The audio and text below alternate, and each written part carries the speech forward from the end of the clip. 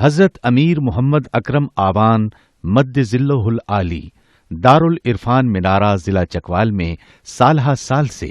قرآن و حدیث کے اوپر خطابات کر رہے ہیں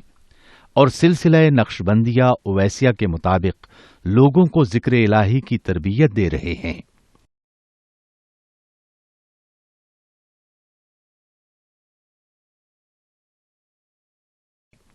وہ قرآن پاک کی تفسیر ترتیب وار بیان کر رہے ہیں۔ تفسیر قرآن کو وہ موجودہ ملکی اور بین الاقوامی حالات کے مطابق بیان کرتے ہیں۔ موٹر وے سے کلر کہار کے انٹرچینج سے نکلتے ہوئے کلر کہار کی جھیل سے ہوتے ہوئے میانی، بوچھال اور نورپور سے گزرتے ہوئے دارالعرفان منارہ پہنچ سکتے ہیں۔ حضرت امیر محمد اکرم آوان نے بچیوں اور بچوں کی دینی اور دنیاوی تعلیم کے لیے سقارہ اکیڈمی کے نام سے ایک درسگاہ بھی قائم کی ہے۔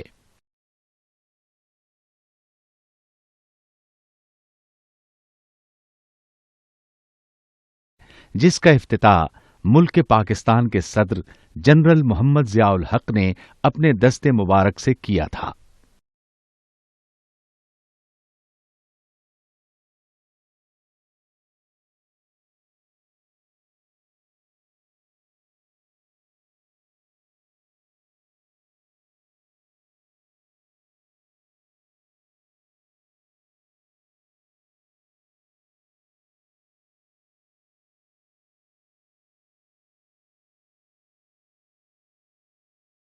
الحمد للہ رب العالمین والصلاة والسلام علی حبیبہ محمد وآلہ وصحبہ اجمعین۔ اعوذ باللہ من الشیطان الرجیم، بسم اللہ الرحمن الرحیم۔ یا ایھا الذین آمنوا کتب علیکم الصیام کما کتب علی الذین من قبلکم لعلکم تتقون۔ ایاما معدودات، فمن كان منكم مريضا او على سفر فعدة من ايام اخر، وعلى الذين يطيقونه فدية طعام مسكين، فمن تطوع خيرا فهو خير له، وان تصوموا خير لكم ان كنتم تعلمون۔ شهر رمضان الذي انزل فيه القرآن هدى للناس وبينات من الهدى والفرقان، فمن شهد منكم الشهر فليصمه، ومن كان مريضا او على سفر فعدة من ايام اخر، يريد الله بكم اليسر ولا يريد بكم العسر، ولتكملوا العدة ولتكبروا الله على ما هداكم ولعلكم تشكرون۔ اللهم سبحانك لا علم لنا الا ما علمتنا انك انت العليم الحكيم۔ مولاي صل وسلم دائما ابدا على حبيبك من زانت به السرور۔ مومنین کو خطاب ہے، ارشاد فرمایا کہ تم پر روزے فرض کیے گئے ہیں جس طرح تم سے پہلی امتوں پر فرض کیے گئے تھے۔ یعنی فرضیت میں اختلاف نہیں ہے، جیسے اس امت مرحومہ پہ فرض ہیں، پہلی امتوں پہ بھی روزے فرض تھے۔ احکام کیا تھے، روزہ کب شروع ہوتا ہے کب ختم ہوتا ہے، یہ الگ تھے، لیکن روزے کی فرضیت تمام امتوں پر یکساں تھی، اور مقصد بھی ایک ہی تھا، لعلکم تتقون، تاکہ تم اللہ کا قرب حاصل کر سکو۔ ایام معدودات، اس آیت کریمہ پہ پچھلے جمعہ بات ہو چکی ہے۔ ایام معدودات گنتی کے دن ہیں۔ اللہ کریم کا یہ بھی احسان ہے کہ اس نے معدود اور گنتی کے دن رکھے ہیں۔ وہ چاہتا تو سارے سال کے روزے رکھ دیتا، ساری عمر کے رکھ دیتا، لیکن اس نے ایک خاص مبارک مہینے کو چن لیا ہے، اور یہ ایسا مبارک مہینہ ہے جو سال کے سارے مہینوں کا سردار ہے۔ گنتی کے دن ہیں، روزہ رکھنے کے لیے دن گنتی کے ہیں، لیکن روزے کے جو فوائد ہیں اور جو اللہ کی رحمتیں اور بخششیں ہیں وہ بے حد و بے حساب ہیں، اور ان کی کوئی انتہا نہیں ہے۔ اللہ کریم ہی جانتا ہے کہ روزے کا اجر کیا ہوگا۔ نبی کریم صلی اللہ علیہ وسلم نے فرمایا کہ روزے کا اجر جو ہے اس کا شمار انسانی بس سے باہر ہے، اور ان گنتی کے دنوں میں بھی پھر یہ رعایت بخشی، فمن کان منکم مریضا او علی سفر فعدۃ من ایام اخر، کوئی اگر رمضان شریف میں کسی کو سفر درپیش ہے یا ایسی بیماری ہے جس کے لیے دوا کھانا ضروری ہے، یا روزہ رکھنے سے بیماری کے بڑھ جانے کا اندیشہ ہے، یا کوئی ایسی بیماری ہے جس میں بار بار غذا لینا پڑتی ہے، یا ایسے انجیکشن لگانا پڑتے ہیں جن میں غذائیت ہوتی ہے، تو وہ قضا کر لے۔ جب صحت ہو تو جتنے روزے رہ گئے ہیں بیماری کی وجہ سے جو رہ گئے ہیں ان کو قضا کر لے، یا کوئی سفر میں ہے اور اثناء سفر سحری کا بندوبست نہیں ہو سکتا، یا سفر ایسا ہے کہ روزہ رکھنا اس میں مشکل ہے، تو اس کے لیے بھی رعایت ہے کہ وہ رمضان شریف کے بعد جب سفر ختم ہو اس وقت قضا کر لے۔ وَعَلَى الَّذِينَ يُطِيقُونَهُ فِدْيَةٌ طَعَامُ مِسْكِين، یہ آیہ کریمہ بھی ان آیات مبارکہ میں سے ہے جن کا حکم منسوخ ہو گیا اور آیت باقی ہے، کہ اگر کسی میں طاقت ہو تو وہ ایک روزے کے بدلے ایک مسکین کا کھانا دے دے۔ تو یہ اس طرح سے منسوخ ہوا کہ جو آدمی سفر میں بھی نہیں، صحت مند ہے، بیمار بھی نہیں،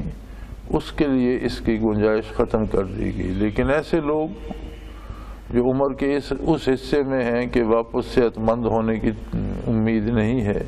یا بیماری ایسی ہے جس سے وہ واپس آنے کی امید نہیں رکھتا، کسی کو شوگر ہے، کسی کو کینسر ہو گیا ہے، دن بدن کمزور ہو رہا ہے، اس کے واپس آنے کی امید نہیں ہے،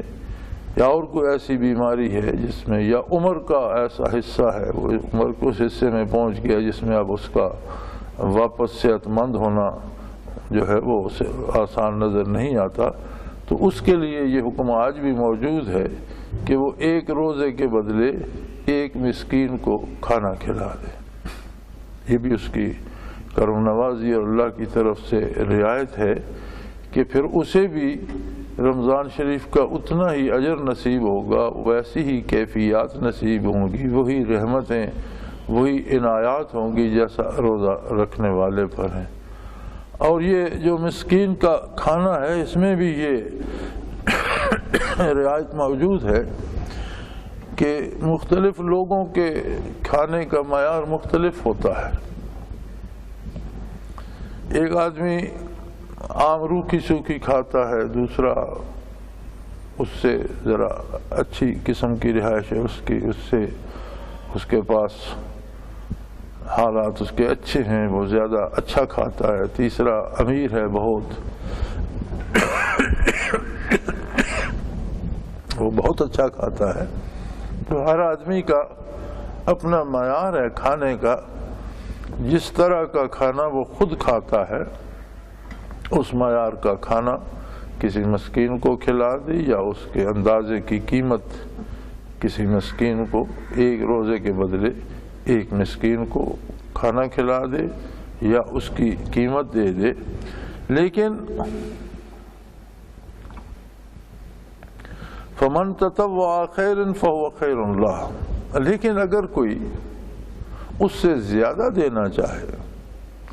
اللہ کی راہ میں اس سے زیادہ خرچ کرنا چاہے، یعنی روزے کا کفارہ تو یہ ہے کہ جس معیار کا کھانا وہ خود کھاتا ہے اس معیار کا کھانا کسی مسکین کو کھلا دے یا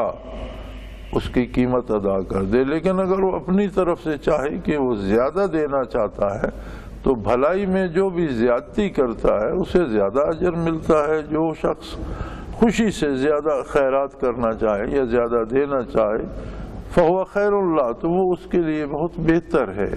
اسے اس کا اجر ملے گا۔ لیکن حق بات یہ ہے کہ جو کیفیات روزے سے پیدا ہوتی ہیں اور جو حضور حق روزے سے نصیب ہوتا ہے وہ خصوصیت روزے کی ہے، اس لیے وَأَن تَصُومُوا خَيْرٌ لَكُمْ، اگر تم روزہ رکھ سکو تو یہ بہت بڑی بات ہے، تمہارے لیے بہت بہتر ہے۔ ان کنتم تعلمون، اگر تم علم رکھتے ہو، اگر جانتے ہو، بات کو سمجھتے ہو، تو روزہ رکھنے سے ایک تو بات یہ ہے کہ رمضان المبارک کا جو روزہ قضا ہو جاتا ہے پھر وہ قضا ہمیشہ غیر رمضان میں ہی کی جاتی ہے، کیونکہ رمضان جب بھی آئے گا تو اس کے اپنے روزے فرض ہوں گے، رمضان میں تو قضا ہو نہیں سکتی۔ جب بھی آتا ہے رمضان شریف کا مہینہ تو اس کے اپنے روزے فرض ہوتے ہیں، اس لیے رمضان کی جو بھی قضا ہو جائے وہ غیر رمضان میں ہوتی ہے۔ تو آدمی روزہ تو رکھے لیکن اس ماہ مبارک کی برکات اور کیفیات تو اس میں نہیں ہوتی۔ پھر رمضان المبارک میں ایک تو رحمت الہی کی فراوانی ہوتی ہے، بخشش جوش پہ ہوتی ہے، اور رمضان کی اپنی کیفیات اور انوارات و تجلیات جن کا نزول رمضان میں ہوتا ہے وہ ہیں۔ اور جو حضور حق روزہ رکھنے سے نصیب ہوتا ہے وہ روزے ہی کی خصوصیت ہے۔ آدمی یوں تو ساری عمر غلطیاں بھی کرتا ہے، کوتاہیاں بھی کرتا ہے، اور بہت ہی خوش نصیب ہے وہ شخص جسے حضور حق کا احساس نصیب ہو جائے اور وہ اس کا احساس زندہ رہے۔ لیکن روزہ ایک ایسی نعمت ہے کہ اس میں عام آدمی کو بھی حضور حق کا احساس ہو جاتا ہے۔ جو روزے سے ہے وہ بے شک کوئی صاحب کشف ولی نہ صحیح، ایک عام آدمی صحیح، لیکن وہ اندھیرے کوٹھے میں بھی پانی کا گھونٹ نہیں پیتا۔ کیوں نہیں پیتا؟ اسے احساس ہے کہ میرا رب میرے پاس ہے، میرا رب مجھے دیکھ رہا ہے۔ تو یہ جو حضوری حق کا ایک احساس ہے یہ روزے کی عجیب دین ہے، یہ روزہ رکھنے سے نصیب ہوتا ہے۔ اور اگر کوئی خوش نصیب ہو تو اس کے لیے کافی ہے کہ رمضان المبارک کے روزوں میں جو ادراک اسے ہوتا ہے اسے وہ باقی 11 مہینے بھی زندہ رکھے، تاکہ پھر رمضان شریف آ جائے اور اس میں پھر وہ تازگی اور اس میں پھر وہ تازہ دم ہو جائے اور پھر اس میں اس کی تجدید ہو جائے۔ تو ان تصوموا خیر لکم، اگر تم روزہ رکھ سکو، بیماری میں بھی اگر سمجھو ممکن ہے میں روزہ رکھ سکتا ہوں تو ضرور رکھو۔ سفر میں بھی اگر سمجھتے ہو کہ میں روزہ رکھ سکتا ہوں اور اس سے تکلیف نہیں ہوگی تو ضرور رکھو، چونکہ جو برکت رمضان کی اور روزہ رکھنے کی ہے وہ کفارہ دینے سے یا قضا کرنے سے شاید وہ مقام یا وہ عظمت یا وہ کیفیات نصیب نہ ہوں۔ بے شک اللہ کے حکم کی اطاعت ہو جائے، فرض ادا ہو جائے، فرض کا ادا ہو جانا ایک اور بات ہے اور کیفیات کا نصیب ہونا ایک اور بات ہے۔ تو اگر ممکن ہو بیمار کے لیے یا ممکن ہو مسافر کے لیے روزہ رکھ سکے تو روزہ ضرور رکھے، یہ بہتر ہے۔ نہ رکھ سکے تو اللہ کی طرف سے رعایت ہے کہ وہ بعد میں قضا کر لے، یا کوئی ایسا شخص ہے کہ جو قضا بھی نہیں کر سکتا تو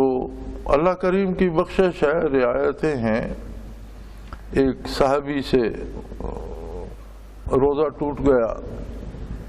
اب وہ بارگاہ نبوی میں حاضر ہوا، خوش نصیب تھے وہ لوگ، ذرا سی بات ہوتی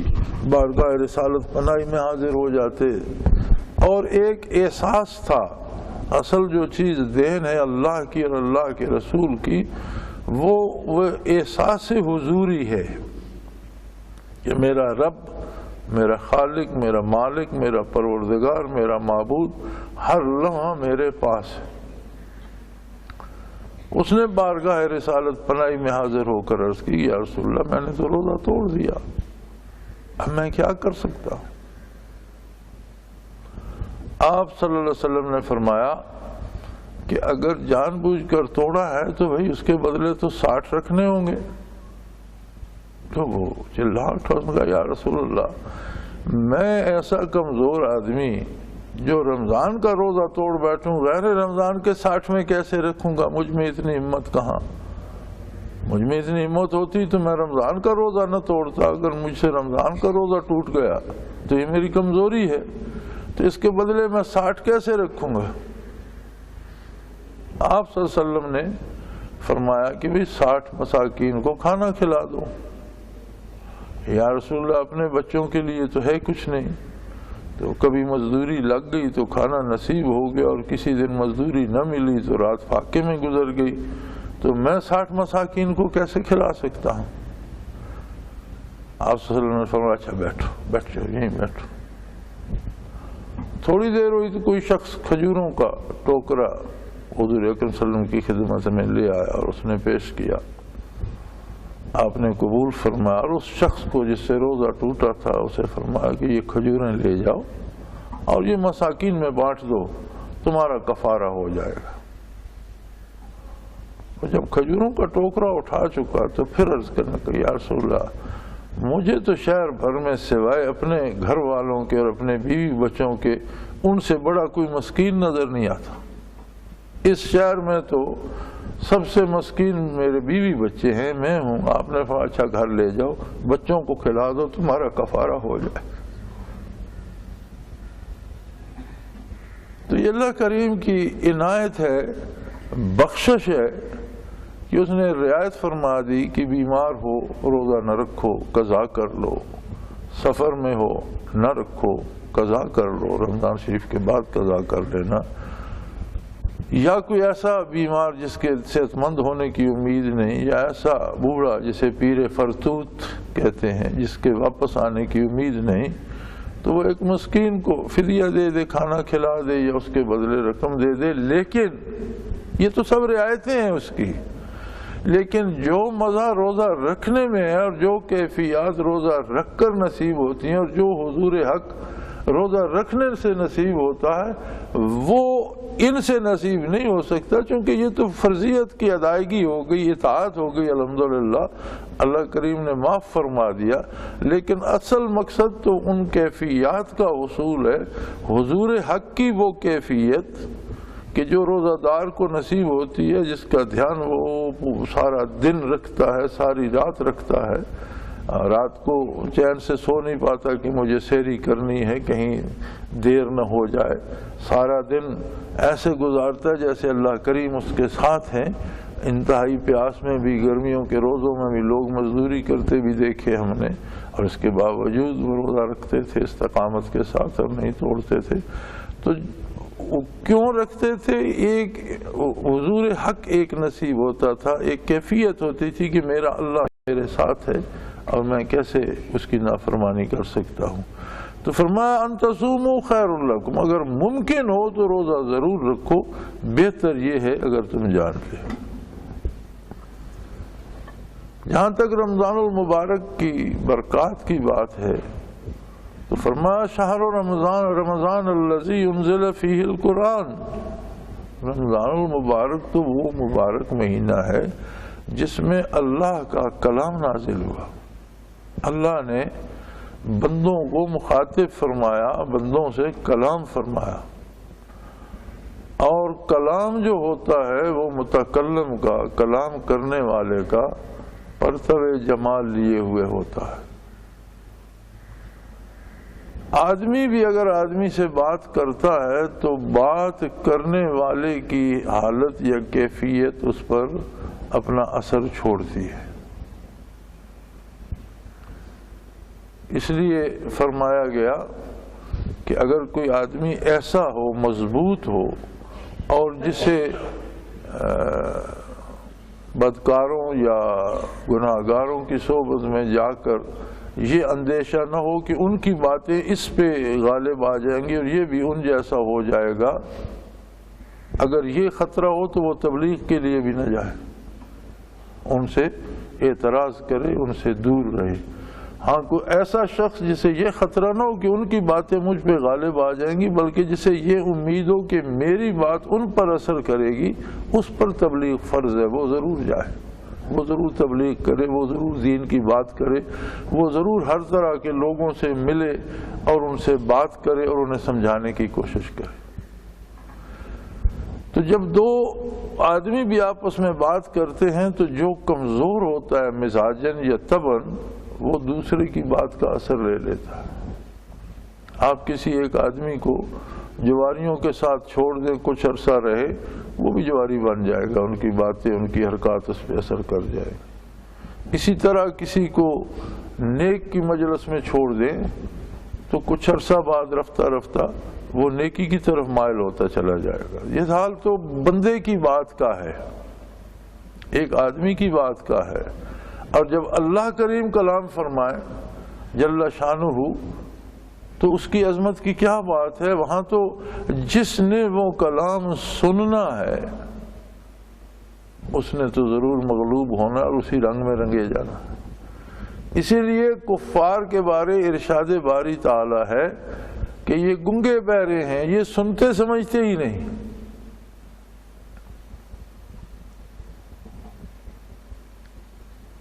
اگر سنتے دیکھتے، نبی کریم صلی اللہ علیہ وسلم کے بارے ارشاد فرمایا ینظرون الیک وہم لا یبصرون، آپ کی طرف نگاہیں تو گھماتے ہیں لیکن آپ صلی اللہ علیہ وسلم کو دیکھ نہیں پاتے۔ انہیں اپنا مکے کا ایک اپنے قریش کا عزیز محمد بن عبداللہ صلی اللہ علیہ وسلم وہ تو نظر آتا ہے، محمد الرسول اللہ ان کی نگاہ میں نہیں آتا۔ اس لیے آپ کی مخالفت کرتے ہیں کہ یہ ایسے بد نصیب ہیں اور ان کی نگاہ ایسی کمزور پڑ گئی ہے کہ ینظرون الیک، آپ کی طرف نگاہیں تو پھیرتے ہیں، وہم لا یبصرون، آپ کو دیکھ نہیں پاتے، آپ کی شان، آپ کی حیثیت، آپ کی حقیقت، آپ کی عظمت سے آشنا نہیں ہوتے۔ اسی طرح کلام حق جب حضور ارشاد فرما رہے ہوتے تھے، صحابہ تلاوت کرتے تھے تو آواز تو سنتے تھے، یہ لوگ منصوبے بھی بناتے تھے کہ اذا قرئ القرآن فالغوا فیہ، جب قرآن کوئی پڑھ رہا ہو تو تم شور کیا کرو تاکہ اس کی آواز دوسرے بھی نہ سنیں اور کسی پر اثر نہ ہو۔ یہ سارے منصوبے تو بناتے تھے، لیکن اللہ کریم فرماتے ہیں کہ خود گنگے بہرے تھے، سن ہی نہ سکے، اور جو سن لیتا ہے وہ اس رنگ میں رنگا جاتا ہے۔ اللہ کریم کے کلام کی عظمت ہے، اور کتنی بڑی بات ہے کہ اللہ رب العالمین نے اس مشت غبار کو، انسان کو خطاب فرمایا، شہر رمضان الذی انزل فیہ القرآن، یہ ایسا مبارک مہینہ ہے جس میں اللہ کریم نے قرآن نازل فرمایا، اور قرآن ایسی حقیقت ہے جس کی نظیر کہیں مل نہیں سکتی۔ ہدی للناس،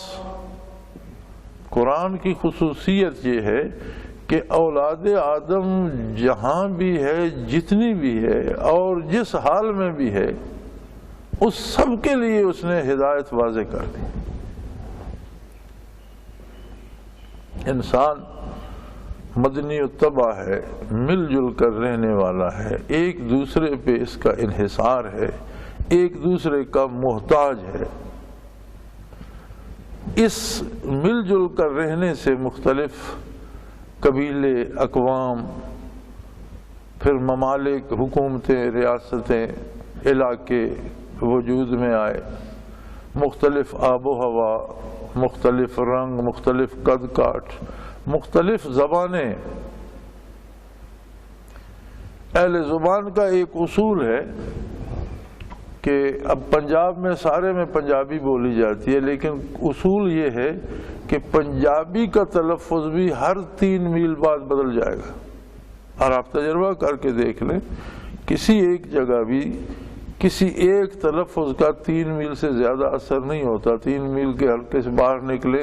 تو کہیں زبر کی جگہ زیر بولی جاتی ہے، کہیں زیر کی جگہ زبر بولی جاتی ہے، تلفظ بدل جاتا ہے، الفاظ وہی ہوں تو بھی۔ تو زبانیں مختلف، علاقے مختلف، موسم مختلف، کھانے مختلف، مزاج مختلف، سوچنے کی استعداد مختلف، علمی استعداد مختلف، وجود کی طاقت مختلف، تو بے شمار اختلافات ہیں کہ ہر انسان باوجود اس کے کہ ایک دوسرے کے بغیر نہیں رہ سکتا، ہر انسان دوسرے سے الگ ہے، ملتا نہیں ہے۔ کوئی دو بندے دنیا میں ایسے نہیں ملتے جن کی ہر چیز ملتی جلتی ہو، جن کی سوچ کا معیار ایک ہو، جن کے علم کا معیار ایک ہو، جن کے بولنے کا انداز ایک ہو، جن کا قد کاٹ ایک ہو، جن کی شکل ایک ہو، نہیں ملتے۔ یعنی اختلاف ہے تو ہر بندہ دوسرے سے الگ ہے، اور اتحاد ہے تو اس کا ایک دوسرے کے بغیر گزارا ممکن نہیں، اسے مل جل کر رہنا ہے۔ اس لیے حضور اکرم صلی اللہ علیہ وآلہ وسلم سے پہلے جتنے نبی مبعوث ہوئے اور جتنی کتابیں نازل ہوئیں، مختلف علاقوں، شہروں یا قوموں کے لیے تھیں اور مختلف زمانوں کے لیے تھیں۔ انسانیت چونکہ ترقی پذیر تھی، بچپن سے جوانی کی طرف رواں تھی، اس کے حالات بدل رہے تھے۔ جیسے ایک بچہ جو گھٹنوں کے بل چلتا ہے اس کی ضرورت اور ہے، جو ابھی چلتا نہیں اس کی ضرورتیں اور ہیں، جو چلنا پھرنا شروع کر دیتے اس کی ضرورتیں اور ہیں، جو جوان ہو جاتا ہے اس کی ضرورتیں اور ہوتی ہیں۔ اسی طرح سے انسانیت بھی پروان چڑھ رہی تھی، لیکن اللہ نے اسے نور نبوت سے محروم نہ رکھا۔ ہر آبادی میں، ہر علاقے میں، ہر قوم میں مسلسل انبیاء علیہ الصلوۃ والسلام تشریف لاتے رہے، اور ہر نبی دین اسلام کی تبلیغ کرتا رہا۔ ہر نبی نے توحید باری کی تبلیغ کی، اپنی رسالت کی تبلیغ کی، اور احکام الہی جو اس وقت کے لیے موزوں تھے وہ پہنچائے۔ پھر ایسا زمانہ آیا کہ انسانیت اپنے کمال کو پہنچ گئی، نوع انسانی اپنی بلوغت کو پہنچ گئی۔ اب اس میں بالغ ہونے کے بعد کسی مزید تبدیلی کی گنجائش نہیں تھی، تو اللہ کریم نے نبی اکرم صلی اللہ علیہ وسلم کو آخری نبی بنا کر مبعوث فرمایا، ساری انسانیت کے لیے بیک وقت۔ اور یہ پہلی بار ہوا، آدم علیہ السلام سے لے کر عیسیٰ علیہ السلام تک روئے زمین کے لیے اور روئے زمین پر بسنے والی ساری قوموں کے لیے، سارے لوگوں کے لیے، سارے افراد کے لیے، خواتین و حضرات کے لیے، بچوں بوڑھوں کے لیے ایک ہی نبی، ایک ہی رسول اور ایک ہی کتاب۔ اب قرآن حکیم کا کمال یہ ہے کہ پھر وہ ایک زمانے کے لیے نہیں، جب تک دنیا آباد ہے، سورج طلوع و غروب ہو رہا ہے، تب تک کے لیے قرآن حکیم ہی کتاب ہدایت ہے۔ یعنی اس نے ایسے اصول، ایسے قوانین بنائے کہ دنیا کے ہر فرد کے لیے وہ قابل عمل اور بہترین قابل عمل ہیں۔ زندگی کے پورے قوانین و اصول تھے۔ قوم کے بڑے سنجیدہ، بڑے پڑھے لکھے، بڑے چنے ہوئے دانشور لوگ کسی قوم کے لیے کوئی قانون، کوئی ضابطہ بناتے ہیں۔ وہ قانون اور وہ ضابطہ جو وہ بڑی کاوش، بڑی محنت سے بناتے ہیں، وہ بھی حرف آخر نہیں ہوتا۔ جب اس کا نفاذ ہوتا ہے تو پھر اس میں بھی تبدیلیوں کی ضرورت پیش آتی ہے اور اس میں تبدیلیاں کی جاتی ہیں۔ اللہ کریم نے جو قانون بنایا ساری کائنات کے لیے بنایا، ان لوگوں کے لیے بنایا جہاں 6 مہینے دن اور 6 مہینے رات ہوتی ہے، ان لوگوں کے لیے بھی بنایا جہاں سردی ہوتی ہے، ان لوگوں کی بلایا جہاں گرمی ہوتی ہے، مشرق مغرب شمال جنوب،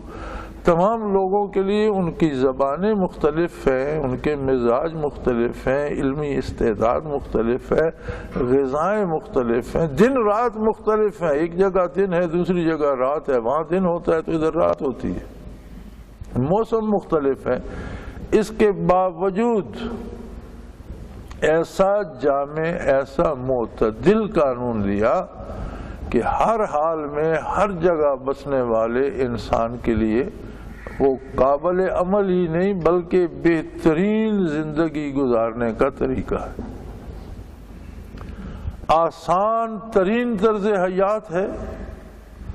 پاکیزہ ترین طرز حیات ہے، مبارک ترین طرز حیات ہے، اور ایسا طرز حیات ہے کہ اس کے مطابق زندگی گزارنے والا نہ صرف اس دنیا میں خوشحال رہتا ہے، خوش رہتا ہے، اللہ کی رحمتوں کا مرکز رہتا ہے، بلکہ دوسری دنیا میں بھی آنے والی ہمیشگی کی زندگی میں بھی کامیاب رہتا ہے۔ قرآن کوئی معمولی چیز نہیں ہے، کوئی معمولی کتاب نہیں ہے، کوئی عام بات نہیں ہے، اللہ کریم کا ذاتی کلام ہے، اور اللہ کی ساری مخلوق کے لیے ہے، اور اس کلام کے نزول کے لیے اللہ نے اس مبارک مہینے کو چنا۔ یہ وہ مبارک مہینہ ہے، رمضان المبارک، وہ برکت والا مہینہ انزل فیہ القرآن، جس میں قرآن نازل کیا گیا، ہدی للناس، جو تمام انسانیت کے لیے ہدایت کا سبب ہے۔ خدا کہتے ہیں عربی میں کسی بھی کام کے کرنے کا جو صحیح ترین طریقہ ہوتا ہے اسے خدا کہتے ہیں، اور ہدایت کا مفہوم یہی ہے۔ اور جو صحیح ترین طریقہ ہوتا ہے نا کسی کام کو کرنے کا، وہ آسان بھی ہوتا ہے اور مختصر بھی ہوتا ہے۔ آپ دو نقطے بنائیے، ان کو ملانے کے لیے آپ لمبی لمبی لکیریں تو کھینچ سکتے ہیں، ٹیڑھی میڑھی لکیریں بھی کھینچ سکتے ہیں، لیکن صحیح ترین تو وہ لائن ہوگی جس میں کوئی ٹیڑھا پن، بالکل سیدھی ہوگی، اور آپ دیکھیں گے کہ سب سے مختصر وہ لائن ہوگی جو سیدھی ہوگی، باقی جو بھی غلط ہوگی وہ لمبی ہوگی، اس میں ٹیڑھا پن بھی ہوگا، اس میں موڑ بھی آئیں گے۔ اسی طرح ہدایت اس سلیقے، اس طریقے کو کہتے ہیں جو کسی بھی کام کے کرنے کا صحیح ترین طریقہ ہو، وہ آسان بھی ہوگا اور اس پر محنت بھی تھوڑی آئے گی، وقت بھی تھوڑا خرچ ہوگا، اور اس کام کے کرنے کا بہترین طریقہ بھی ہو۔ فارسی شاعر نے کہا تھا، ہر چہ دانا کند ناداں، زندگی گزارنے کے لیے جو کچھ کوئی عقل مند کرتا ہے، کرتا بے وقوف بھی وہی ہے۔ تن ڈھانپنے کے لیے، پیٹ بھرنے کے لیے، گھر بنانے کے لیے جس طرح ایک عقل مند کوشش کرتا ہے، کرتا بے وقوف بھی اسی طرح ہے۔ لیک بعد از خرابی ہے بسیار، بات یہ ہے کہ عقل مند سیدھا سیدھا کر لیتے اور بے وقوف ہزار خرابیوں میں پھنسنے کے بعد وہاں پہنچتا ہے، اور کام تو اسے بھی وہی کرنا ہے لیکن بڑی خرابی کے بعد کرتا ہے۔ تو اسلام کے علاوہ کسی بھی کام کو کرنے کا جو بھی طریقہ ہوگا اس میں ہزار خرابیاں ہوں گی، ہزار مشقتیں ہوں گی، ہزار رسوائیاں ہوں گی۔ تو کتاب حکیم جو ہے ہدی للناس، تمام انسانیت کے لیے رہنما ہے۔ آج کل یہ بھی بڑا شور ہو رہا ہے کہ جی دین کے معاملات میں اجتہاد ہونا چاہیے، فقہ میں اجتہاد ہونا چاہیے، اور سوچنا چاہیے کہ اسلام کو حالات حاضرہ کے مطابق کیا جائے۔ بہت بڑی بات ہے، اسلام کو ہم نے حالات حاضرہ کے مطابق نہیں کرنا، بلکہ اسلام بنا ہی جب تک دنیا قائم ہے تب تک کے حالات کے لیے ہے۔ اسلام کوئی ابتدائی صدی کے لیے نہیں تھا، یا پہلی 10 صدیوں کے لیے نہیں تھا، یا اس 1400 سال کے لیے نہیں تھا، بلکہ اسلام ہمیشہ ہمیشہ کے لیے ساری انسانیت کی رہنمائی کے لیے اللہ کی کتاب اپنے اندر صلاحیت رکھتی ہے۔ اب اگر انسان انسانیت چھوڑ دے، انسان وحشت پہ اتر آئے، انسان جانوروں کی زندگی اپنا لے، ایک دوسرے کو کاٹ کھانے کو دوڑے، ایک دوسرے کو لوٹنے کو دوڑے، ایک دوسرے کی امانت اور ایک دوسرے کی جان و مال کا دشمن بن جائے، تو یہ سوچا جائے کہ قرآن کو کیسے بدلا جائے کہ قرآن چھٹی دے دے، تو یہی تو پہلی قوموں نے کیا تھا، بلکہ اب تک کر رہی ہیں، عیسائی کر رہے ہیں، یہودی کر رہے ہیں، کلیسا ایک نیا قانون پاس کر دیتا ہے، جی اب سسر اور بہو آپس میں شادی کر سکتے ہیں، جی کلیسا نے قانون پاس کر دیا، اب ہم جنس ایک دوسرے سے شادی کر سکتے ہیں، کلیسا نے قانون۔ تو یہ کلیسا کا قانون نہیں ہے اسلام، یہ اللہ کا قانون ہے، اور اس میں جو کچھ ہے وہ اٹل ہے۔ دیکھنا اجتہاد ہم نے یہ نہیں کرنا کہ قرآن کو کہاں سے تبدیل کیا جائے، اجتہاد یہ کرنا ہے کہ جو کچھ ہم کر رہے ہیں اس کو کس طرح قرآن کے بنائے ہوئے اصولوں میں ڈھالا جائے۔ ہمیں قطع و برید قرآن یا قرآن کے احکام میں نہیں کرنی، ہمیں قطع و برید اپنے کردار میں کرنی ہے کہ کچھ چیزیں اصولی ہوتی ہیں۔ قرآن نے سارے اصول بیان کیے، نبی علیہ الصلوۃ والسلام نے اس کی تشریح اور فرع اور اس کی تفسیر بیان فرما دی،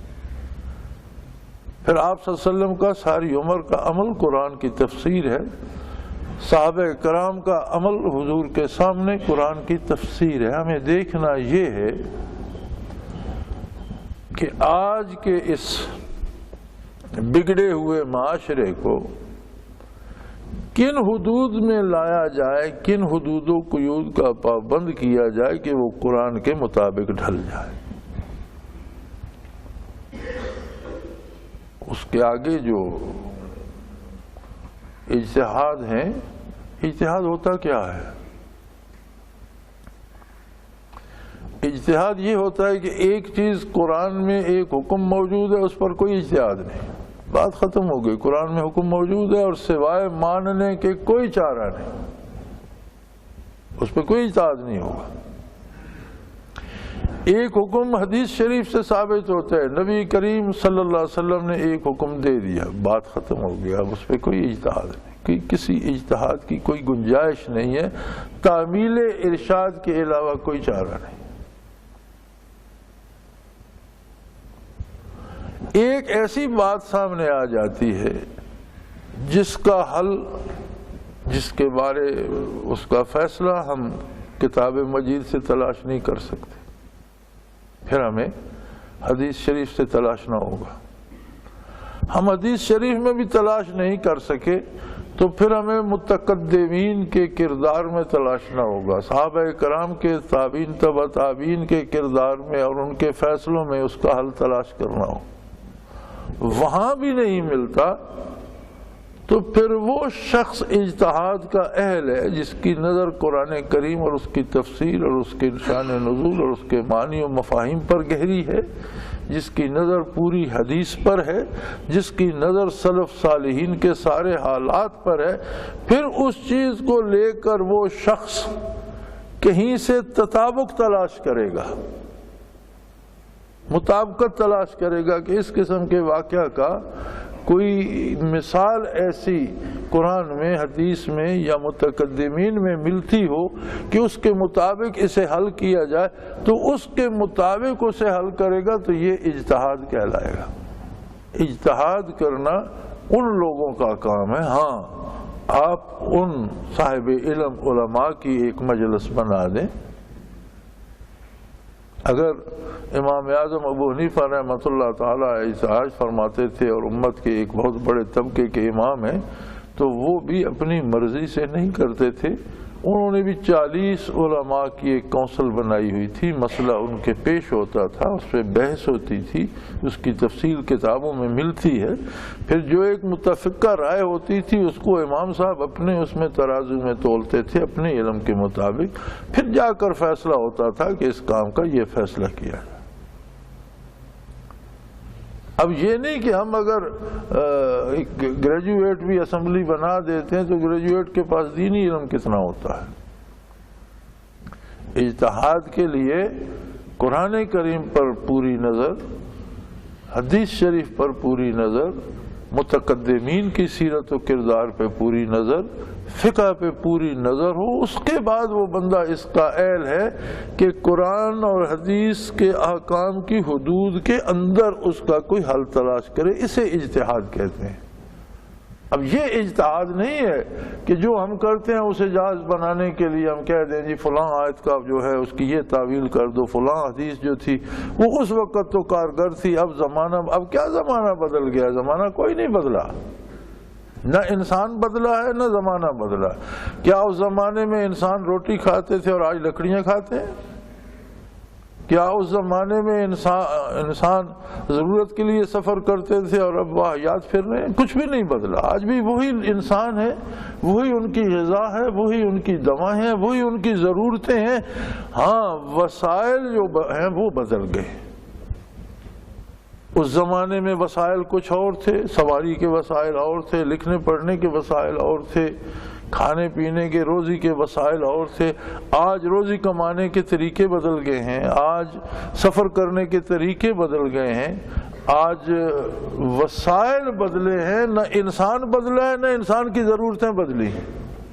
اس میں لمبے اجتہاد کا تو کوئی ضرورت ہی نہیں پڑتی کہ بندہ بھی وہی ہے، اس کی ضرورتیں بھی وہی ہیں، ان ضرورتوں کو پورا کرنے کے طریقے بدل گئے۔ اب اجتہاد کیا ہوگا جی؟ اس وقت اجازت تھی کہ گھوڑے پہ نماز ہو سکتی ہے ضرورت کے وقت، آج کا اجتہاد مجتہد یہ کہہ دے گا کہ ریل گاڑی پہ بس پہ جا رہے ہو یا جہاز پہ جا رہے ہو تو آپ سواری پہ ہو، نماز کا وقت ہوتا ہے تو نماز، اس وقت کی سواری گھوڑا تھی، آج کی سواری بدل گئی۔ اس پہ بھی بڑا عرصہ بات ہوتی رہی، ہم نے خود جہاز میں نمازیں نہیں پڑھی، علماء اس پہ متفق نہیں ہوتے تھے کہ جہاز میں نماز ادا ہوتی ہے کہ نہیں، یہ بات بڑا عرصہ زیر بحث رہی۔ اور بحث اس بات پہ تھی کہ بحری جہاز پہ نماز ہو جاتی ہے کہ وہ پانی پہ ہے، پانی کا تعلق زمین سے ہے، گھوڑے پہ اس لیے ہو جاتی ہے کہ اس کے پاؤں زمین پر ٹکے ہوئے ہیں اور بیت اللہ زمین پر ہے، بس میں ریل میں اس لیے ہو جاتی ہے کہ وہ زمین پر قائم ہے اور بیت اللہ شریف زمین پر ہے، لیکن جہاز تو فضا میں اڑ جاتا ہے۔ تو آج سے چند سال پہلے علماء نے یہ فیصلہ کیا کہ بیت اللہ شریف صرف زمین پر نہیں ہے، اور یہ جو 4 پتھر لگے ہوئے ہیں یہ بیت اللہ نہیں ہے، یہ بیت اللہ کی نشاندہی کرتے ہیں۔ یہ جو دیواریں یا چھت ہے بیت اللہ کا یا جو پتھر لگے ہیں یہ خود بجائے خود بیت اللہ نہیں ہے۔ اگر ان پتھروں کو کھیڑ کر کسی دوسری جگہ ہم عمارت بنا دیں تو کیا وہ بیت اللہ بن جائے گی؟ نہ ان پتھروں کو کوئی سجدہ کرتا ہے، یہ نشاندہی کرتے ہیں زمین کے ایک مرکز کی کہ یہ بیت اللہ ہے، محبت تجلیات ہے اور یہ تمہارا مرکز ہے۔ تو بیت اللہ تحت الثری سے لے کر عرش علا تک بیت اللہ ہی ہے۔ بیت اللہ کی جو رقبہ حتیم سمیت جو احاطہ ہے یہ عرش عظیم سے لے کر تحت الثری تک یا دوسری طرف عرش عظیم تک یہ سارا بیت اللہ ہے۔ اور جہاز اگر فضا میں بھی ہوتا ہے تو بیت اللہ کی کسی سمت موجود ہوتا ہے، اس لیے جہاز میں بھی نماز ادا کرنی چاہیے۔ یہ کو میرا خیال ہے چند سال کی بات ہے، اس کے بعد ہم نے پھر جہاز میں پڑھنا شروع کی، ورنہ جہاں جہاز اترتا تھا وہاں قضا کیا کرتے تھے۔ تو یہ تو ہو گیا اجتہاد۔ اب انہوں نے ایک دلیل تلاش کر لی کہ نبی کریم صلی اللہ علیہ وسلم کا ارشاد ہے کہ جہاں بیت اللہ ہے یہ اللہ کے تجلیات کا محبت ہے، اور عرش عظیم سے لے کر دوسری دنیا کی دوسری طرف بھی عرش عظیم تک بیت اللہ ہی ہے، اور اس کے انوارات و تجلیات موجود ہیں اور اس کی مرکزیت موجود ہے۔ تو علماء حق نے یہ فیصلہ کیا کہ جب تجلیات باری ہی مقصود ہے اور وہی مرکز ہے، یہ پتھر تو اس کی نشاندہی کر رہے ہیں، تو وہ عرش عظیم تک موجود ہے، تو نشاندہی تو یہی پتھر کریں گے جو بیت اللہ میں لگے ہوئے ہیں، اس لیے سمت متعین ہو جائے گی اور جہاز میں آپ اس طرف رخ کر کے نماز ادا کر لیجئے۔ تو یہ تو اجتہاد ہو گیا، وسائل بدلے اور اس کے ساتھ کچھ باتیں سامنے آئیں اور ان پر فیصلہ وہی کیا جا سکتا ہے جو قرآن و حدیث اور متقدمین کی آراء کے مطابق ہو۔ ان سب کو چھوڑ کر کوئی نئی راہ نکالنا اجتہاد نہیں، بغاوت ہے۔ دین کی تفسیر و تعبیر نہیں، تحریف ہے، دین کو بدلنے والی بات ہے۔ یہ جو روز اجتہاد کا شور ہو رہا ہوتا ہے تو میرے خیال میں یہ لوگ خود بھی نہیں سمجھتے۔ تو اجتہاد ہمیں یہ کرنا ہے کہ واقعی ان وسائل کے ساتھ اور اس زمانے میں ہم کس طرح محمد الرسول اللہ کی غلامی کا حق ادا کر سکتے ہیں کہ اس زمانے میں بھی رہیں، اس کا کپڑا بھی پہنیں، آج کی غذا بھی کھائیں، آج کی گاڑیوں پہ سفر بھی کریں، آج کے جہازوں پہ سفر بھی کریں، آج کی مصروف شہری زندگی میں بھی رہے، لیکن حضور اکرم صلی اللہ علیہ وسلم کا دامن ہاتھ سے نہ چھوٹے۔ اس ساری چیز کو ہم نے ایسے ترتیب دینا ہے کہ اللہ و اللہ کے رسول کا اتباع ہوتا رہے۔ یہ تو اجتہاد ہے، یہ تو درست ہے، اور یہ اجتہاد نہیں ہے کہ قرآن و حدیث کو ایسے بدلا جائے۔ اب امریکہ والوں نے پچھلے دنوں کہا کہ جناب قرآن میں کچھ ایسی آیتیں ہیں جو جہاد کا حکم دیتی ہیں اور لوگ لڑتے ہیں، لہذا قرآن سے وہ آیتیں نکالی جائیں۔ اب یہ آپ کی انجیل تو ہے نہیں کہ آپ کے ہاتھ پہ اللہ نے رکھ دی اور آپ جو چاہیں اس کے ساتھ سلوک کریں، یہ تو قرآن ہے اور اللہ نے وعدہ کیا کہ میں اس کی حفاظت کا ذمہ دار ہوں، اسے وہ نہیں ختم کرنے دیتا، نہ اس میں کوئی داخل کرنے دیتا نہ نکالنے دیتا۔ موسیٰ علیہ نبینا علیہ الصلوۃ والسلام کے واقعہ میں جب خضر علیہ السلام کے ساتھ ایک آبادی میں پہنچے تو بھوک لگی تھی بڑی، فَأَبَوْا أَن يُضَيِّفُوهُمَا، انہوں نے انکار کر دیا کہ ہم آپ کو کھانا نہیں دیتے۔ تو جب یہ آیت کریمہ نازل ہوئی اور پھیلی تو اس بستی کے لوگ بارگاہ نبوت میں تشریف لائے کہ واقعی ہمارے بزرگوں نے جو کیا تھا وہ اچھا نہیں تھا، اور دو آدمی اگر سفر میں آئے تھے اور دونوں بڑے مبارک بندے تھے، ایک اللہ کا نبی تھا، دوسرا ولی اللہ تھا، اللہ کا بہت مقبول بندہ تھا، ایسا ولی تھا جس کی روح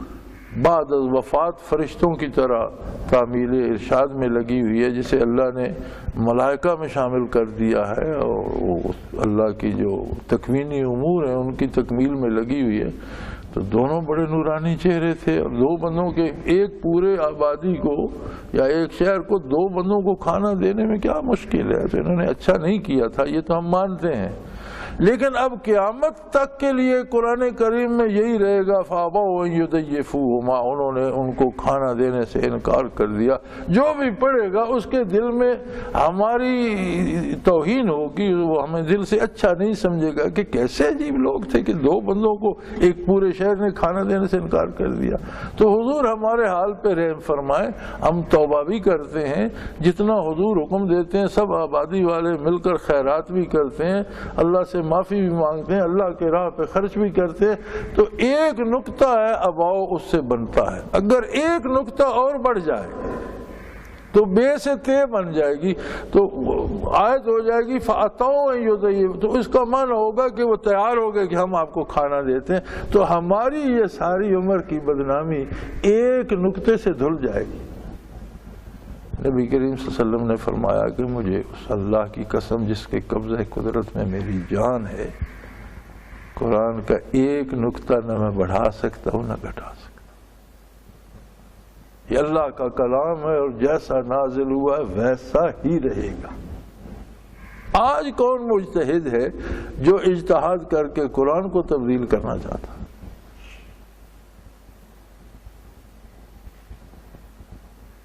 پچھلے دنوں جہاد کے علاوہ بھی کچھ آیات پہ انہیں اعتراض تھا، ان کے بارے بھی آیا ہوا تھا کہ ان آیات میں کچھ تبدیلی ہونی چاہیے، یہ عیسائیوں اور یہودیوں سے نفرت سکھاتی ہیں۔ یعنی قرآن میں ایسی آیات موجود ہیں جو کہتی ہیں کہ ان سے دوستی نہ کرو، یہ اچھے لوگ نہیں ہیں، تو ایسی آیات نہیں ہونی چاہیے۔ بھائی اب تمہارے کہنے سے یا ہم میں کوئی مجتہد تلاش کو اس کے کہنے سے یہ کچھ نہیں ہوگا، یہ اللہ کی کتاب ہے، اور جب تک سورج طلوع و غروب ہو رہا ہے یہ بالکل ایسی ہی رہے گی، اس کی حفاظت کا اللہ نے ذمہ لیا ہے۔ حضور کے ارشادات اس کی حفاظت کے ذیل میں آتے ہیں، وہ قرآن کی تفسیر ہے تو سمجھ لو کہ حدیث کی حفاظت کا ذمہ بھی اللہ کا ہے، ورنہ 1450 سال بعد بعین ہی وہی الفاظ زیر و زبر کے ساتھ ملنا آسان نہیں تھا۔ ایک حدیث کی حفاظت کے لیے مسلمانوں نے 17 فنون ایجاد کیے جو حدیث کی حفاظت کرتے ہیں، جن میں حدیث جانچی جاتی ہے۔ تو بھائی اجتہاد کا دروازہ تو کھلا ہے، ہم بھی متفق ہیں، لیکن اجتہاد اس بات پہ ہونا چاہیے، اب قرآن نے ہدی للناس وبینات من الہدی والفرقان پوری انسانیت کے لیے کتاب ہدایت ہے اور بڑی واضح ہے، بینات، کوئی غلط فہمی اس میں، کوئی ایسی بات نہیں ہے جو عام آدمی کی سمجھ میں نہ، ایسی کیسی عجیب بات ہے، یہ اللہ کا کلام ہے اور عام آدمی کے لیے ہر بندہ سمجھ سکتا ہے۔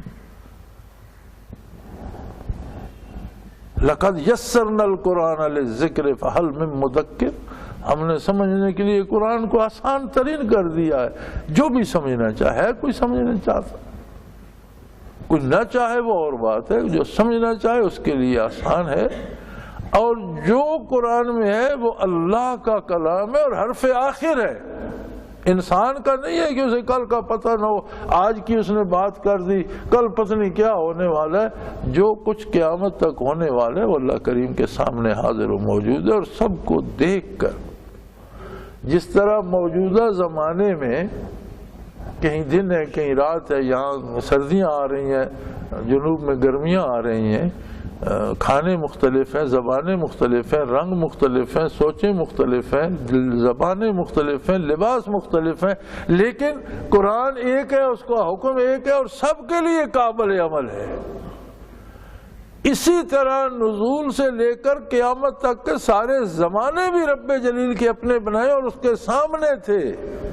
میں اور آپ نے، ہم نے اب دیکھے، لیکن اس کے سامنے موجود تھے، اور سارے زمانوں کے لیے بھی اس نے، جس طرح موجودہ زمانے کے اختلافات کے لیے اس نے ایک درمیانی راہ بنائی ہے، اسی طرح قیامت تک آنے والے زمانوں کے اختلافات کے لیے بھی قرآن ایک درمیانی راہ ہے۔ اس کو چھوڑنا اجتہاد نہیں ہے، اس سے ہٹنا اجتہاد نہیں ہے، اور قرآن کے احکام میں اجتہاد کی جرات کون کرتا ہے؟ وہ تو بات ختم ہو گئی، قرآن نے حکم دے دیا، بات ختم ہو گئی، نبی کریم صلی اللہ علیہ وسلم کی حدیث سے ثابت ہو گیا، بات ختم ہو گئی، پھر مجتہد کی ضرورت کیا اور ضرورت کیا ہے؟ متقدمین کے کردار سے ثابت ہو گیا، ختم ہو گئی ضرورت اجتہاد کی۔ تینوں جگہوں سے نہیں ملتا تو اجتہاد کیا ہوگا کہ سامنے جو مسئلہ ہے اس کی کوئی مماثلت قرآن سے، حدیث سے، متقدمین سے تلاش کر کے قرآن کی حدود کے اندر اس کا حل نکالا جائے، یہ نہیں کہ قرآن کو بدل دیا جائے تو اجتہاد ہو جائے گا۔ تو فرمایا قرآن ہدی للناس وبینات من الہدی والفرقان، یہ ایسی کتاب ہے جو تمام انسانوں کے لیے ہمیشہ کے لیے کتاب ہدایت ہے، اور بینات من الہدی، اس کے کسی کام میں کوئی گڈ مڈ نہیں ہے، ہر حکم واضح ہے، دلائل کے ساتھ بھی، عقل کے ساتھ بھی، خرد کے ساتھ بھی، سائنس کے ساتھ بھی۔ عقل کو، خرد کو، سائنس کو قرآن کے مطابق ڈالنا ہے، قرآن کو ان کے مطابق نہیں، اور اس میں کوئی ایسی گڈمٹ بات یا کوئی ایسی بات نہیں ہے جس میں کوئی غلط فہمی ہو، یہ واضح ہے، ہدی والفرقان، یہ واضح رہنمائی بھی ہے اور سچ اور جھوٹ میں فرق کر دیتی ہے، حق اور باطل میں فرق کر دیتی ہے، دن اور رات کی تمیز کر دیتی ہے، روشنی اور تاریکی کو الگ الگ بتا دیتی ہے۔ فمن شہد منکم الشہر فلیصمہ، سو تم میں سے جو کوئی اس مبارک مہینے کو پائے ضرور روزے رکھے۔ کتنے لوگ تھے جو پچھلے رمضان میں ہمارے ساتھ تھے، کتنے لوگ تھے جو پچھلے اعتکاف میں ہمارے ساتھ تھے، اور کتنے ہم میں ایسے ہیں جو غالباً اگلے میں نہیں ہوں گے۔ تو جو بھی رمضان المبارک کو پائے بڑی خوش قسمتی ہے کہ اسے پھر ایک موقع رمضان شریف کا مل گیا، فلیصم ہو، وہ پھر اس میں روزہ رکھے۔ ومن کان مریضا أو علی سفر فعدۃ من ایام اخر، ہاں بیمار اور مریض کے لیے اس کی رعایت بحال ہے، پھر وہ قضا کر لے۔ یرید اللہ بکم اليسر ولا یرید بکم العسر، اصولی بات سن لو، اللہ نے دین اور قرآن عطا کر کے تمہارے لیے دنیا میں رہنا بھی آسان کر دیا ہے۔ دین تمہیں کسی مصیبت میں نہیں ڈالتا، بلکہ دین تمہیں دنیاوی زندگی میں بھی آسانیاں فراہم کرتا ہے۔ آپ دینی احکام کا اپنے رواجات کے ساتھ مقابلہ کر لیں، آپ کا ہر رواج آپ کو مشکل میں ڈالے گا، دین کا ہر حکم آپ کے لیے آسانی لائے گا۔ شادی ہو، بیاہ ہو، زندگی کا کوئی مسئلہ ہو، موت کا مسئلہ ہو، لین دین ہو، خرید و فروخت ہو، آپ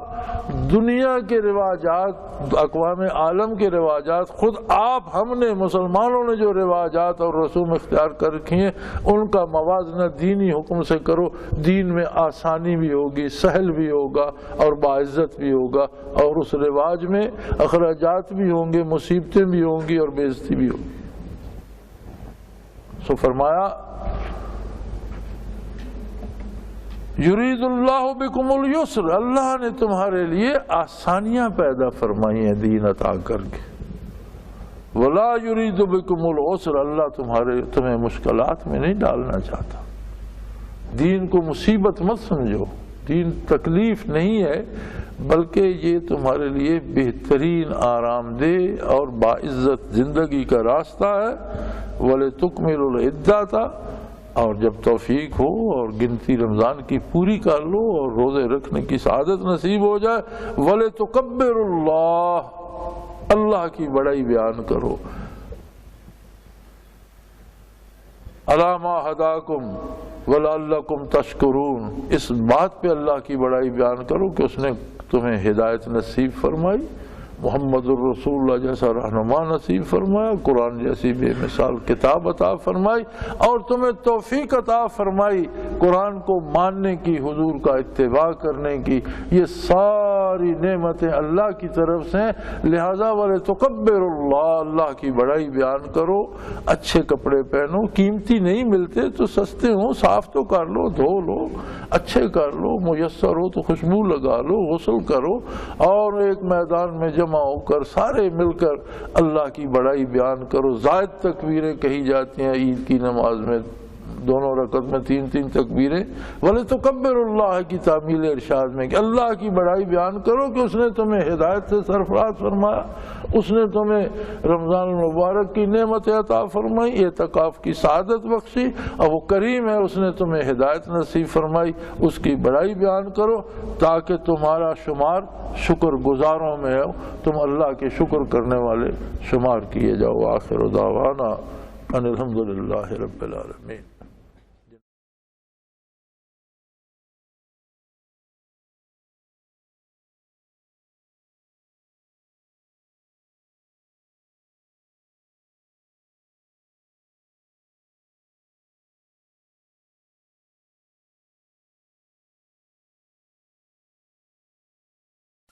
وہ تمام احباب جو اسلام کی طلب رکھتے ہیں ان سے گزارش ہے کہ دارالعرفان منارہ ضلع چکوال میں امیر محمد اکرم آوان صاحب کے خطابات سے مستفید ہوں۔ وہ ہر جمعے کو نماز سے پہلے بیان فرماتے ہیں۔ ہر ماہ کی پہلی اتوار کو ماہانہ اجتماع ہوتا ہے جس میں آپ خصوصی خطاب فرماتے ہیں، اور پاکستان کے چاروں صوبوں سے احباب اس اجتماع میں شرکت کرتے ہیں۔